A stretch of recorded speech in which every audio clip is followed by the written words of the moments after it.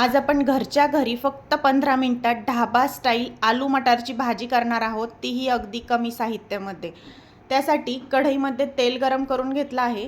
कांदा आणि काजू शालो फ्राय करून घेतले आहे। कांद्याचा फक्त उग्रवास जाऊन मऊ झाले की काढून घ्यायचे आहे। त्यामध्ये आलं, लसूण, थोडीशी कोथिंबीर टाकून मस्त बारीक वाटण करून घेतलं आहे।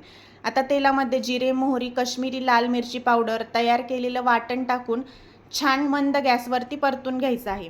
त्यामध्ये घरचं लाल तिखट, हळद, जिरेपूड, धनेपूड, थोडासा किचन किंग मसाला टाकून घेतला, टोमॅटोची प्युरी टाकली आणि छान तेल सुटेपर्यंत हा मसाला कढईमध्ये चांगला असा परतून घ्यायचा आहे, म्हणजे याला मस्त असं क्रीमी टेक्स्चर येतं। आता यामध्ये उकडलेला बटाटा मी चिरून टाकलेला आहे। त्यानंतर फ्रोझन मटार स्वच्छ धुवून टाकलेले आहेत आणि तुमच्या आवडीप्रमाणे पाणी, गरम पाणी यामध्ये घालायचं आहे, कन्सिस्टन्सी घट्ट पातळ हवी तशी बघून।